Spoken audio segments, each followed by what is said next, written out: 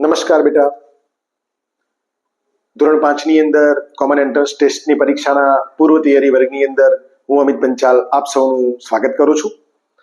આપણી એજ્યુકેશનલ ચેનલની અંદર જવાહર નવોદય વિદ્યાલય પ્રવેશ પરીક્ષા પૂર્વ તૈયારી વર્ગ તથા કોમન એન્ટ્રન્સ ટેસ્ટની પૂર્વ તૈયારી આપણે કરતા હોઈએ છીએ. આપ સૌએ તમારા મિત્રોને અગાઉના વિડીયો પણ તમે લોકોએ જોઈ લીધા હશે, સાથે તમારા મિત્રોને શેર પણ કર્યા હશે. આજે આપણે વધુ પ્રેક્ટિસ કરીએ અને વર્ષ 2025 ની અંદર કોમન એન્ટ્રન્સ ટેસ્ટની અંદર પ્રશ્નપત્ર એ એનું સોલ્યુશન મેળવીશું. એટલે કે મેટ વિભાગ અને ગણિત વિભાગના પ્રશ્નો બંનેના મળી 30 પ્રશ્નો એટલે કે કુલ 60 પ્રશ્નોનું સોલ્યુશન આપણે કરીશું. અહીં જે સોલ્યુશન કરાવવામાં આવે એ સોલ્યુશનની નોંધ તમે તમારી નોટબુકમાં અવશ્ય કરજો, જેથી કરી શું થાય તો એની મહેનત તમને ફળે, તમને યાદ રહી જાય, એની રીત યાદ રહી જાય, કેવી રીતે ગણવું એ પણ તમને પૂરેપૂરો ખ્યાલ આવી જાય. અહીં તમે જોઈ શકો છો કે મેટ અને ગણિત વિભાગનું સોલ્યુશન કેમ, કારણ કે કોમન એન્ટ્રન્સ ટેસ્ટની અંદર આ બંને વિભાગો બહુ જ મહત્વના છે. એનું બંને વિભાગનું થઈ કુલ 120 પ્રશ્નોની અંદર 60 પ્રશ્નોનું વેઇટેજ હોય છે, એટલે કે 50% વેઇટેજ. માટે આપણે આના ઉપર વધુ ભાર આપીએ છીએ. વર્ષ 2025માં પ્રશ્નપત્ર એ એનું સોલ્યુશન કરવાના છીએ. તો એમાં સૌથી પહેલો પ્રશ્ન, નીચેનામાંથી કયું વજન સૌથી વધારે છે? ઓપ્શન આપેલા છે 100 ગ્રામના 4 વજનિયા, 150 ગ્રામના 3 વજનિયા, 200 ગ્રામના 2 વજનિયા અને 50 ગ્રામના 8 વજનિયા. અહીં આપણે શું કરવાનું, તો આપણે જાણીએ છીએ કે 100 ગ્રામના 4 એટલે કે એ થશે 400 ગ્રામ. ઓકે, બીની અંદર 150 ગ્રામના 3 એટલે કે 15 તરી 45, તો અહીં 450 ગ્રામ. એ જ રીતે 200 ગ્રામના 2 વજનિયા એટલે કે 200 દુના 400 ગ્રામ અને 50 ગ્રામના 8 તો 5 8 40 એટલે એ પણ 400 ગ્રામ. અહીં આપણે શું શોધવાનું છે કે નીચેનામાંથી કયું વજન સૌથી વધારે છે? તો આપણે જવાબ જોઈ શકીએ છીએ 400 ના 3 વિકલ્પ છે, જ્યારે બીની અંદર 50 ગ્રામ વજન વધુ છે. ઓકે, નેક્સ્ટ આગળ વધીએ. પ્રશ્ન નંબર 2, 3625 માં 6 અને 2 ના સ્થાન કિંમતનો તફાવત કેટલો થાય? સ્થાન કિંમત તો આપણે જાણીએ છીએ કે ભાઈ અહીં 3625, તો આની અંદર સ્થાન કિંમત કેવી રીતે ગણવી? તો 6 ની કિંમત કીધી, તો 6 ની કિંમત કેટલી થશે? 600 એકમ દશક 100 એટલે કે 600. અને 2 ની કિંમત, તો 2 ની કિંમત કેટલી થશે? એકમ અને દશકના સ્થાનમાં એટલે કે 2 દશક એટલે કે 20. ઓકે, તો અહીં તફાવત કયો છે? એનો મતલબ કે બાદ બાકી 600 માંથી 20 બાદ જાય કેટલા વધે? જો ડાયરેક્ટ આપણને ફાવતું હોય તો પણ કરી શકીએ 580, અને ના ફાવે દસકો લઈએ તો પણ અહીંયા દસકો લઈશું એટલે કે 5, અહીંયા 10 માંથી 2 જાય એટલે કે 8 અને 5 ના 5 એટલે કે 580. જે જવાબ આપણને કયા વિકલ્પમાં મળે છે? તો વિકલ્પ નંબર ડી ની અંદર આપણને મળે છે. ઓકે, પ્રશ્ન નંબર 3 સમજીએ. 25 વ્યક્તિના જૂથમાંથી દરેક વ્યક્તિ દર મહિને 40 રૂપિયા જમા કરાવે છે, તો આ જૂથે 5 વર્ષમાં, આ જૂથની વાત છે એટલે કે 25 વ્યક્તિઓનું જે જૂથ છે એની વાત છે, 5 વર્ષમાં કેટલા રૂપિયા ભેગા કર્યા હશે? બહુ સરળ પ્રશ્ન આમ જોઈએ તો. બેટા અહીંયા આપણે શું કરવાનું, તમે જોઈ શકો છો કે 25 વ્યક્તિઓનું એક જૂથ છે અને દર મહિને 40 રૂપિયા જમા કર્યા છે, તો દર મહિને કેટલી રકમ થાય? દર મહિને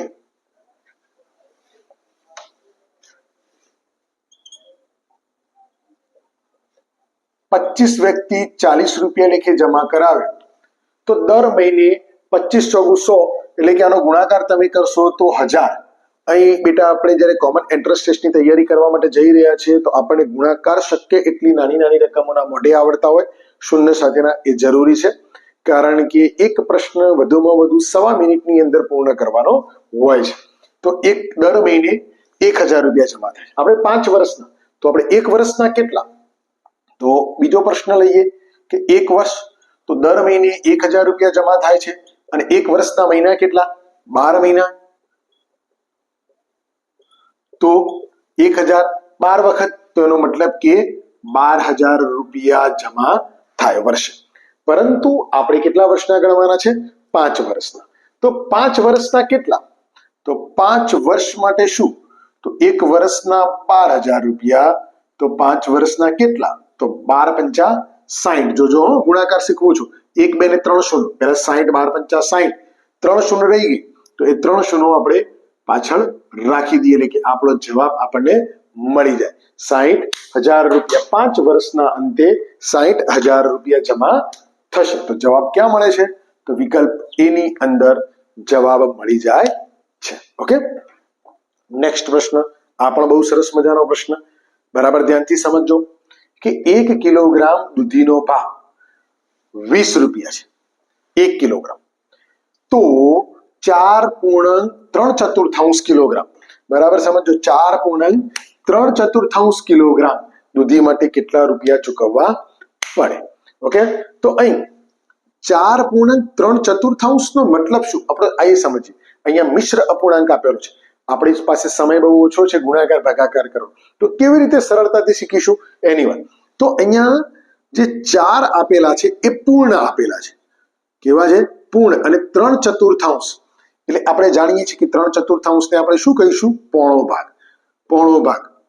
ઓકે, 3/4 તરીકે પણ આપણે ઓળખી શકાય, અને 4 માંથી 3 ભાગ એટલે કે પોણો ભાગ. ઓકે, તો પૂર્ણ ભાગ 4 આપેલા, એટલે કે 4 કિલો આખા અને બાકી પોણો કિલોગ્રામ. 4 કિલો આખા અને બાકી પોણો કિલોગ્રામ. તો આપણે અહીંયા સમજીએ તો કેવી રીતે સમજીશું?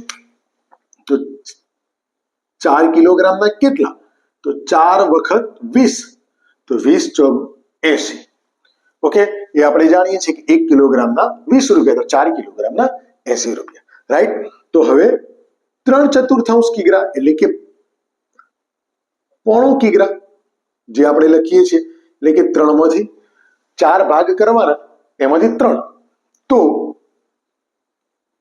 આ 20 છે એમાંથી 4 ભાગ એટલે કે 20 ના 4 ભાગ કરીએ એટલે કે 5 તો 5 તરી 15. આ બંનેનો ગુણાકાર થશે. 5 તરી 15, બંનેનો સરવાળો થશે. 80 પહેલા ચૂકવ્યા અને આ 15 એટલે કે 95. તો અહીં 95 આપણને કયા વિકલ્પમાં મળે છે? વિકલ્પ એ ની અંદર મળે છે. મિશ્ર અપૂર્ણાંકને આપણે સાદા અપૂર્ણાંકમાં રૂપાંતર કરવા જઈએ અને થોડું લાંબુ થાય એના કરતા ઝડપથી, કે જે આગળનો અંક છે 4 એ મિશ્ર એટલે કે પૂર્ણ અંક છે, એ પૂર્ણ અંકને પૂર્ણ સંખ્યા સાથે ગુણાકાર કરવાનો, અને બાકીનો આપણે બહુ સરળતાથી એના 4 ભાગ કરીએ એટલે કે 5, 5 તરી 15. ઓકે, તો આશા રાખું છું કે આપ સૌને આમાં ખબર પડી ગઈ છે, કારણ કે કોમન એન્ટ્રન્સ ટેસ્ટની અંદર ઝડપ બહુ જરૂરી છે, અને ઝડપથી શીખવું એટલે કે શોર્ટ ટ્રિક્સ. ઓકે, નેક્સ્ટ પ્રશ્ન જોઈએ. પ્રશ્ન નંબર 5. આપેલ આકૃતિની દર્પણ આકૃતિ કઈ હશે? અહીં બેટા ખાસ યાદ રાખવાનું કે જ્યારે અહીં આવી નિશાની કરેલી હોય એટલે કે દર્પણ અહીં રાખવાનું, આ નિશાની ઉપર. આ નિશાની ઘણીવાર નીચે પણ કરી શકાય છે, એટલે કઈ બાજુ નિશાની રાખવી જે છે એ યાદ રાખવાનું, એટલે એ બાજુ દર્પણ રાખી અને કલ્પના કરવાની. એનો મતલબ કે તમે અહીં જોશો તો પહેલો ભાગાકાર, તો ભાગાકાર પહેલો આવશે, ત્યારબાદ એના નીચે વત્તાકાર આવશે, અને એની સામેની બાજુ આ ગુણાકાર જશે અને આ બાજુ ઓછાકાર જશે. તો આવી આકૃતિ આપણને ક્યાં મળે છે? કયા વિકલ્પમાં મળે છે? એની અંદર તમે જોઈ શકો છો, અહીંયા 2 વત્તાકાર છે માટે કેન્સલ. બી ની અંદર અહીંયા પહેલો બાદબાકીની નિશાની આપેલી છે માટે કેન્સલ. સી ની અંદર ભાગાકારની જગ્યાએ અહીંયા વત્તાકાર આપેલો છે માટે કેન્સલ. તો કયો વિકલ્પ વધ્યો આપણને બેટા? યસ, વિકલ્પ નંબર ડી, જે તમે જોઈ શકો છો સેમ ટુ સેમ આપણને મળી જાય છે. આગળ વધીએ. નીચેનામાંથી કયો અંક અહીંયા આપેલા છે 4, 6 અને 5 નો સામાન્ય ગુણક છે? આ સામાન્ય ગુણકનો મતલબ શું બેટા? તો સામાન્ય ગુણકનો મતલબ અવયવી. અવયવી એટલે કે કોઈ પણ એક સંખ્યા એવી જે નીચે આપેલી છે ગુણક છે, આ બધા જ અવયવી આપેલા છે. આમાંની કઈ સંખ્યા છે કે જેને 4 વડે પણ ભાગી શકાય, 6 વડે પણ ભાગી શકાય અને 5 વડે પણ ભાગી શકાય? તો સૌથી પહેલા 60 જોઈએ. તો 60 કયા ઘડીએ? 15 4 વડે ભાગીએ તો 15 ચોક 60. ઓકે, 4 વડે ભગાય 6 વડે તો 10 છંગ 60, ઓકે. 5 વડે તો 12 પંચા 60, 12ના ઘડિયામાં થાય છે, ઓકે. તો આપણે આ રીતે પણ જોઈ શકીએ છીએ કે એને ભાગી શકાય. એ જ રીતે 20 અંકને જોઈએ તો 4ના ઘડિયામાં 4 પંચા 20 એટલે કે 4 વડે ભાગી શકાય. 6ના ઘડિયામાં 20 આવે છે? ના, 6ના ઘડિયામાં 20 આવતો નથી, એટલે આ વિકલ્પ આપણો કેન્સલ. 30 જોઈએ તો 30 4ના ઘડિયામાં આવે છે? તો ના, 4 સીતા 28 અને 4 અઠા 32, એટલે કે આવતો નથી, એટલે કે 4 જ નથી આવતો. આ પણ વિકલ્પ આપણા માટે કેન્સલ. પછી વધ્યા 100. તો 100 ની અંદર આપણે જોઈએ બેટા તો 4ના કેટલા ચોગુ 100, તો 25 ચોક 100, એ આપણે એટલે કે 4 વડે ભાગી શકાય. 6ના ઘડિયામાં તો 20 પંચા 21 પંચા, એ રીતના તમે આગળ આગળ જાઓ તો 6ના ઘડિયામાં ક્યાંય 100 આવતો નથી. અહીં 15 છગ 90, 16 છગ 96, એ રીતના તમે જશો તો પણ આવતો નથી, એટલે કે 6 વડે ભાગી શકાતા નથી, માટે કેન્સલ. 5 વડે ભાગી શકાય, 20 પંચા 100, 5 વડે ભાગી શકાય, પરંતુ આને 5 વડે 30 ને પણ ભાગી શકાય, 6 પંચા 30, પરંતુ 4 વડે નથી ભાગી શકાતા, 6 વડે નથી ભાગી શકાતા. એટલે આપણો જે મેઇન હેતુ છે કે આ ચારે અંકો વડે, એટલે કે 3 અંકો વડે આ ચારે સંખ્યાઓ પૈકી કઈ સંખ્યાને નિશેષ ભાગી શકાય, તો આપણો જવાબ આવશે 60. આ 60 એક એવી સંખ્યા છે કે જેને 4, 6 અને 5 ત્રણેય વડે નિશેષ ભાગી શકાય છે, એટલે કે એને ગુણક છે. આપણે જે ગુણક શોધવાનો છે કે અવયવી છે, એ અવયવી આપણને મળી જાય છે, ઓકે. પ્રશ્ન નંબર 7 સમજીએ. એક રૂમ 8 ફૂટ ગુણ્યા 16 ફૂટનો છે, બરાબર સમજો. 8 ગુણ્યા 16 ફૂટનો છે. નીચેનામાંથી કયા પ્રકારની લાદી ખરીદે તો તેને કેટલીક લાદી કાપીને જ લગાડવી પડે? કાપીને જ લગાડવી પડે, બરાબર યાદ રાખજો. કાપ્યા વગર લગાડવી નથી, એટલે કે એવું માપ આપણે શોધવાનું છે કે અહીં ધારો કે આ રૂમ જે લંબચોરસ ભાગ છે, આ લંબચોરસની અંદર આ બાજુ 8 અને આ બાજુ 16 ફૂટ છે. એવી લાદી કે અહીંયા તમે જોઈ શકો છો 1-1 ફૂટ.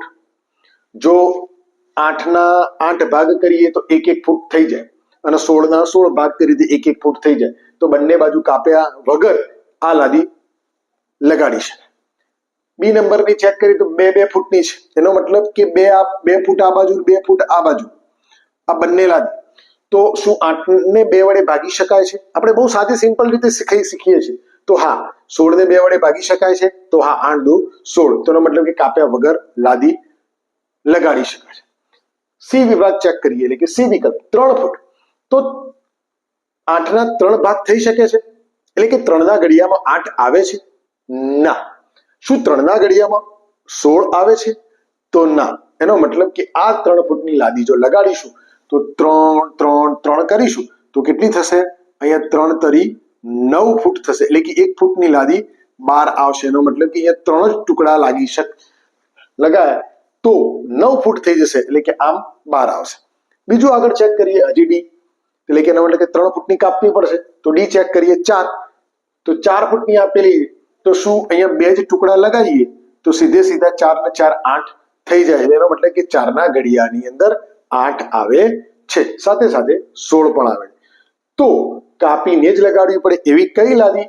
તો વિકલ્પ નંબર સી, એટલે કે 3 ફૂટ ગુણ્યા 3 ફૂટ વાળી લાદી જો લગાડીએ તો એને કાપીને જ લગાડવી પડે, એટલે કે આપણો જવાબ સી વિકલ્પ આવશે, ઓકે. આપણી સાદી ડિઝાઇન દોરીને જ આપણે શીખી શકીએ છીએ. આગળ પ્રશ્ન નંબર 8. મોહને બપોરે 2 કલાક અને 15 મિનિટ વાંચવાનું શરૂ કરેલ છે. જો તેને 90 મિનિટ સુધી વાંચન કર્યું હોય તો તેને કેટલા કલાક સુધી વાંચન કર્યું? એ કલાક શોધવાનો છે, સમય શોધવાનો. તો સૌથી પહેલા આપણે બેટા 90 મિનિટ એટલે શું? તો 90 મિનિટનો મતલબ શું થાય? 1 કલાકના અંદર 60 મિનિટ આવે, તો 90 મિનિટનો મતલબ કે 1 કલાક અને 30 મિનિટ. 1 કલાક અને 30 મિનિટ, એટલે કે એને 1.330 વડે પણ આપણે દર્શાવી શકીએ. શરૂઆત 2 કલાક અને 15 મિનિટે કરી હતી. આ શરૂઆત વત્તા 1 કલાક અને 30 મિનિટ એમને વાંચ્યું, વાંચન કર્યું, બંનેનો સરવાળો કરીએ. 5, 4, 3 3 કલાક અને 45 મિનિટ સુધી વાંચ્યું. પરંતુ ક્યારે? તો બપોરે, એટલે કે PM. આપણે જાણીએ છીએ કે બપોરે 12 વાગ્યાથી પછી PM શરૂઆત થાય તો રાત્રે 12 વાગ્યા સુધી PM રહે. તો અહીંયા બપોરે PM છે, તો મતલબ કે આ 3:45 કલાક હશે એ પણ ક્યારે હશે? બપોરે જ હશે. ક્યારે હશે? બપોરે. તો આ બપોરેનો મતલબ કે PM. તો 3:45 PM કયા વિકલ્પમાં આપેલું છે? તો 3:45 PM આપણને વિકલ્પ સી ની અંદર આપેલો છે. ઉતાવળમાં ભૂલ ન થાય એની કાળજી રાખવાની. ઓકે, પ્રશ્ન નંબર 9 સમજીએ. 1 પૈસા બરાબર કેટલા રૂપિયા? અહીં પૈસો એ નાનો એકમ છે અને રૂપિયા એ મોટો એકમ છે બેટા. તો આપણે દશાંશ અપૂર્ણાંકના ચેપ્ટરની અંદર દશાંશ સાદા અપૂર્ણાંકમાંથી દશાંશ અપૂર્ણાંક અને દશાંશ અપૂર્ણાંકમાંથી સાદા અપૂર્ણાંકના રૂપાંતરની અંદર શીખી ગયા છે. તો સૌથી પહેલા એક ઉદાહરણ સાથે આપણે વાત કરીએ આગળ કે 1 પૈસો. 1 પૈસો એટલે કેટલા રૂપિયા બરાબર? તો 1 પૈસો કયા રૂપિયાનો ભાગ છે? તો 1 રૂપિયાનો. પણ 1 રૂપિયાની અંદર પૈસા કેટલા? તો 100 પૈસા. તો આ 1 પૈસો એ 100 પૈસાનો ભાગ છે.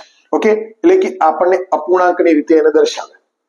100 પૈસામાંથી 1 પૈસો અપૂર્ણાંકની રીતે દર્શાવે. હવે આ અપૂર્ણાંકની રીતે દર્શાવ્યા એને આપણે દશાંશ અપૂર્ણાંકની રીતે દર્શાવીએ.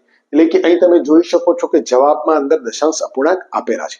ઓકે, 1 પૈસો કેટલા રૂપિયા? 1 રૂપિયા બરાબર ના. 1 પૈસો બરાબર કેટલા રૂપિયા? 100. તો ના, બંને જવાબ નીકળી ગયા. તો આપણી પાસે હવે આ બંને રહ્યા. તો બંનેમાંથી કોણ સાચું? તો તમે જોઈ શકો છો બેટા, અહીંયા 2 શૂન્ય આપેલી છે.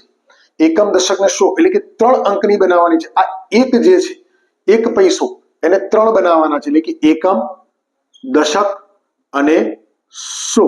તો અહીં 100 ની પાછળ દશાંશ ચિહ્ન આવશે, એટલે કે 0.01.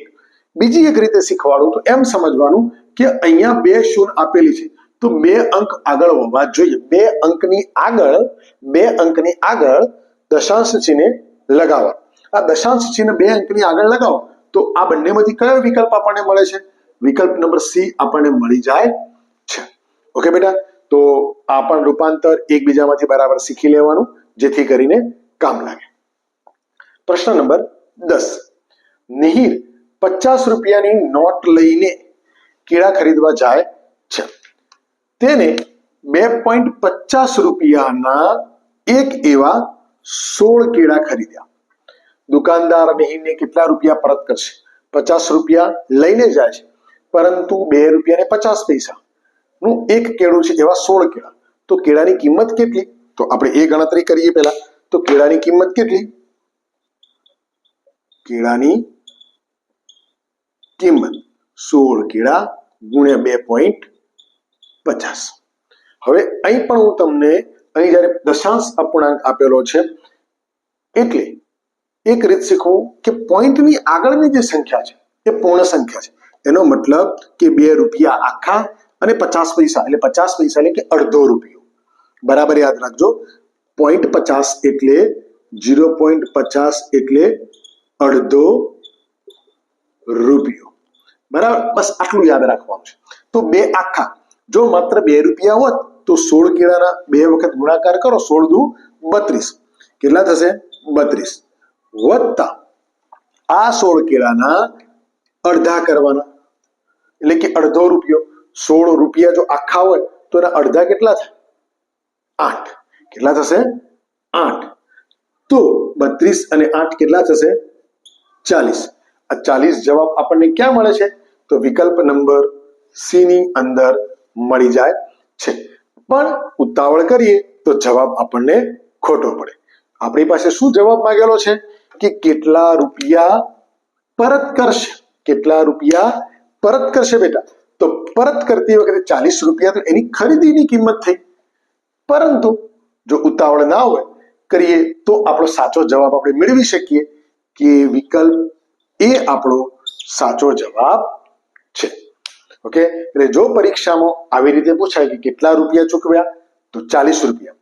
પરંતુ કેટલા રૂપિયા પરત કરશે? તો 10 રૂપિયા. કારણ કે 50 રૂપિયાની અંદરથી 50 રૂપિયામાંથી 40 રૂપિયા બાદ કરો તો 10 રૂપિયા વધશે. એટલે કોઈ પણ દાખલો ગણવામાં ઉતાવળ કરવાની નહીં. ઓકે, પ્રશ્ન નંબર 11 સમજીએ. એક ચોરસની પરિમિતિ 100 સેન્ટીમીટર હોય તો તેનું ક્ષેત્રફળ કેટલું છે? અહીંયા પરિમિતિ આપી દીધેલી છે. હવે પરિમિતિ અને ક્ષેત્રફળ શોધવા જઈએ બેટા તો આપણે ગૂંચવાઈ જઈએ, એટલે કે સૂત્ર આધારિત. પરંતુ કેટલીક વસ્તુઓ આપણે ટેકનિકલી શીખવાની છે. અહીં એવું કહે છે કે એક ચોરસની પરિમિતિ એટલે કે આ ધારો કે ચોરસ છે, આ ચોરસની પરિમિતિ એટલે કે વાડ, ચારે બાજુઓનો સરવાળો 100 સેન્ટીમીટર થાય છે. પરંતુ બાજુઓ કેટલી ચોરસની? તો 4. તો આ 100 ને 4 વડે ભાગી દઈએ તો એની એક બાજુનું માપ મળી જાય બહુ સરળતાથી. તો 100 ના 4 ભાગ કરો તો કેટલા થાય? 25. તો એનો મતલબ કે 25 25 25 25 સેન્ટીમીટર ચારે બાજુઓનું માપ થાય, એટલે કે એક બાજુ. તો હવે ક્ષેત્રફળ. તો ક્ષેત્રફળનું સૂત્ર બેટા આપણને ખ્યાલ છે કે ચોરસના ક્ષેત્રફળની વાત કરીએ, ચોરસનું ક્ષેત્રફળ તો લંબાઈ ગુણ્યા લંબાઈ, એટલે કે બે બાજુઓનો ગુણાકાર, બે બાજુઓનો ગુણાકાર.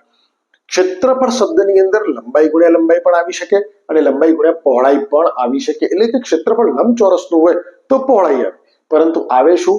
ગોળાકાર. યાદ રાખવાનું. તો અહીંયા લંબાઈ ગુણ્યા લંબાઈ એટલે કેટલા?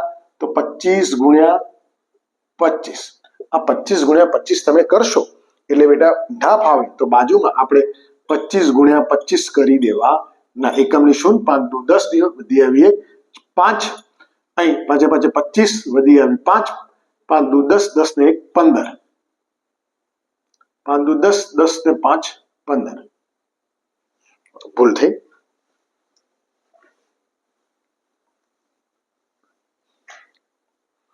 અહીં આપણે હવે 5 ની વાત કરીએ.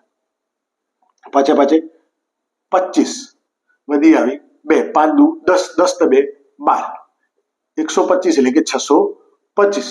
25 નો વર્ગ 625, તો 625 ચોરસ સેન્ટીમીટર થશે. ક્ષેત્રફળ હંમેશા ચોરસ સેન્ટીમીટર અથવા સેન્ટીમીટરનો વર્ગ અહીંયા લખેલો છે, જે આપણે અહીંયા જોઈ શકીએ છીએ. એટલે કે આપણો સાચો જવાબ વિકલ્પ નંબર બી થશે. ઓકે, તો યાદ રાખવાનું કે ક્ષેત્રફળ હંમેશા ચોરસમાં એકમમાં આવે અને પરિમિતિ માત્ર નોર્મલ એકમમાં એટલે કે સેન્ટીમીટર અથવા મીટરની અંદર એનો આવશે. હવે પ્રશ્ન નંબર 12 સમજીએ. 1 મીટર ગુણ્યા 1 મીટર ચોરસ કાપડમાંથી 10 સેન્ટીમીટર 10 સેન્ટીમીટરના કેટલા ટુકડા કરી શકાય? એટલે કે અહીંયા 1 મીટર ગુણ્યા 1 મીટર એટલે કે એની લંબાઈ અને પહોળાઈ આપી દીધી, એટલે એનો મતલબ કે ચોરસ છે તો બધી બાજુ કેવું છે? સરખું 1 મીટર. એ જ રીતે એના ટુકડા પણ એવા સરખા કરવાના, ચોરસ 10 સેન્ટીમીટર ગુણ્યા 10 સેન્ટીમીટર, લંબાઈ પણ 10 સેન્ટીમીટર, પહોળાઈ પણ 10 સેન્ટીમીટર, એટલે કે લંબાઈ ગુણ્યા લંબાઈ, ચોરસ સરખો કરવાનો. તો જ્યારે આવો એકમ આપેલો હોય, અહીંયા મીટર આપેલો હોય ને અહીંયા સેન્ટીમીટર આપેલું હોય તો કેવી રીતે ગણો અને કેટલા ટુકડા કરી શકાશે, કેટલા ટુકડા અંદર ફિટ કરી શકાશે? જ્યારે આવો શબ્દ હોય તો આનું ક્ષેત્રફળ ભાગ્યા આનું ક્ષેત્રફળ બંને કરો એટલે આપણને કેટલા ટુકડા એમ મળી જાય. તો આપણે અહીંયા લખીએ છીએ કેટલા ટુકડા. તો 1 સેન્ટીમીટરના જો મીટર ગણીએ, સોરી 1 મીટરની અંદર જો સેન્ટીમીટર ગણીએ તો શું થાય બેટા? 1 મીટરની અંદર 100 સેન્ટીમીટર આવશે. કેટલા? તો 100 સેન્ટીમીટર ગુણ્યા 100 સેન્ટીમીટર ભાગ્યા એના ટુકડાનું માપ તો એ પણ 10 સેન્ટીમીટર ગુણ્યા 10 સેન્ટીમીટર. હવે આપણે શું કરીશું? તો હવે ભાગાકાર. 1 શૂન્ય અહીંથી જાય તો 1 શૂન્ય અહીંથી જાય, 1 શૂન્ય અહીંથી જાય અહીંથી પણ જઈ શકે છે અને 1 શૂન્ય અહીંથી પણ જાય, એટલે કે આ આખો ભાગ કટ, નીચેનો ભાગ કટ. તો શું વધ્યું આપણી પાસે? 100. શું વધ્યું? 100. તો જ્યારે આવી રીતે અહીંયા ચોરસ ટુકડા કરી શકાય તો 100 ટુકડા. જવાબ આપેલો છે 10, 50, 80 અને 100. તો આપણો સાચો જવાબ આપણને ક્યાં મળે છે? વિકલ્પ નંબર ડી ની અંદર મળી જાય છે. 100 ટુકડા કરી શકાય. ઓકે બેટા, પ્રશ્ન નંબર 13 સમજીએ. a બરાબર 1 અને k બરાબર 11 અને PAR બરાબર 35 લખેલ છે, તો PAR કે પાર્ક માટે શું લખાય? અહીં બેટા જ્યારે આવું હોય ત્યારે ABCD નો પહેલા A આપેલો છે, જે આપણે રફ વર્કની અંદર આપણા પેપરની અંદર રફ વર્કની અંદર જે પાછળ પેજ આવે એની અંદર આપણે શીખી ગયા છીએ પેટર્નની અંદર કે દરેકનો ABCD નો નંબર આપી દેવાનો. તો એ અહીંયા 1 નંબર ઉપર છે, કે 11 નંબર ઉપર, જે ગણી શકો છો તમે ABCDEFGHIJK 11 ના ક્રમે, તો 11મો ક્રમ. તો R નો કયો? તો બરાબર સમજજો. 11 ABCDEFGHIJKLMNOPQR એનો મતલબ કે 12 અને બીજા 6 18. ઓકે, તો અહીં તમે જોઈ શકો છો કે આ PAR નો મતલબ PAR P A no 1 R નો 18. તો હવે P નો આપણે જોઈએ. ABCDEFGHIJKLMNOP એટલે કે 4 એટલે કે 16. તો અહીંયા 16 ને 1 17, 17 ને 18 35. એનો મતલબ કે 35 અહીંયા સરવાળો આપણને મળી જાય છે. તો PARK ની અંદર હવે આપણે જોઈએ PARK બરાબર. અહીંયા આપણે PAR નું આપણને મળી ગયું છે, જોઈ લેજો. PAR નું આપણને આપેલું છે 35.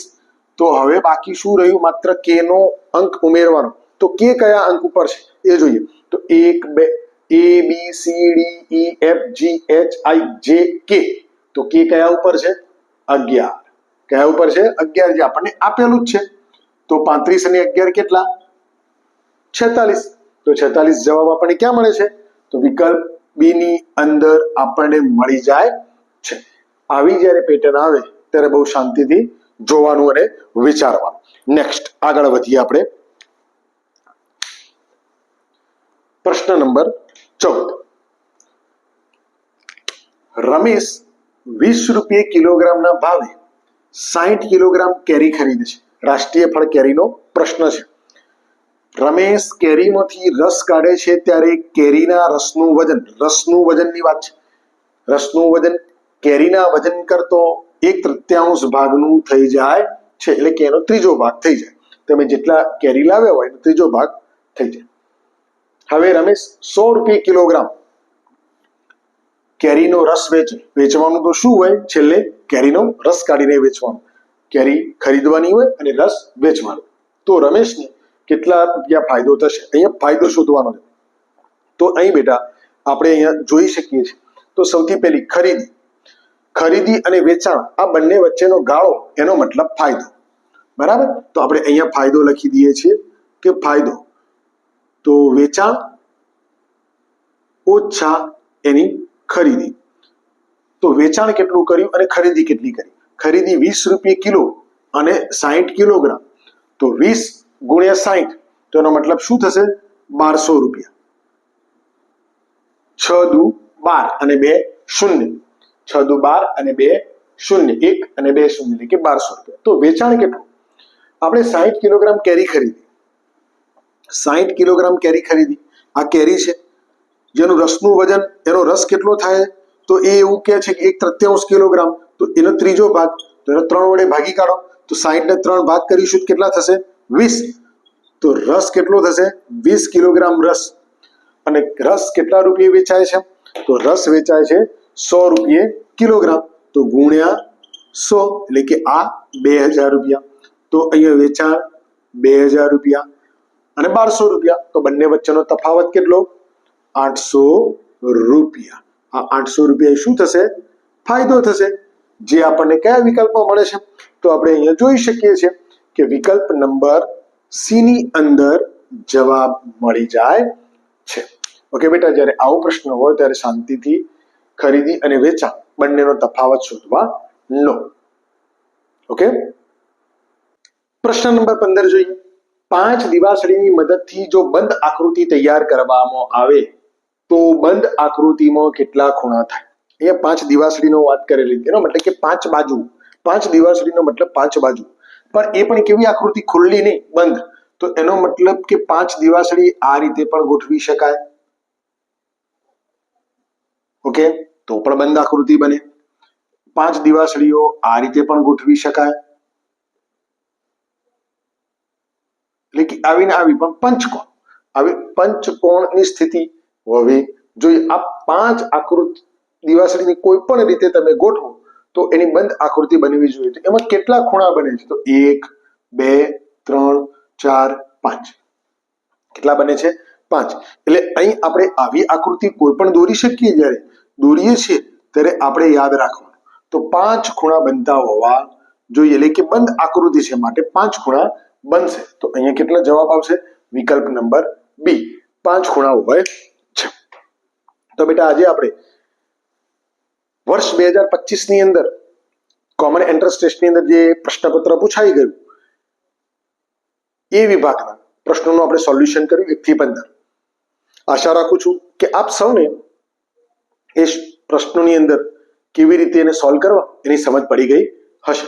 પરંતુ વધુ સમજ માટે આ જે કામ અહીં આપણે કર્યું છે એને તમારી નોટબુકની અંદર નોંધ કરજો અને ફરીવાર બરાબર ચકાસજો, જેથી કરી તમારી કોઈ નાની નાની ભૂલો થાય નહીં. અને સરસ મજાની તૈયારી કરજો. ફરીવાર મળીએ છીએ નેક્સ્ટ પ્રશ્નોના સોલ્યુશન સાથે પેપરના. ત્યાં સુધી રજા આપશો.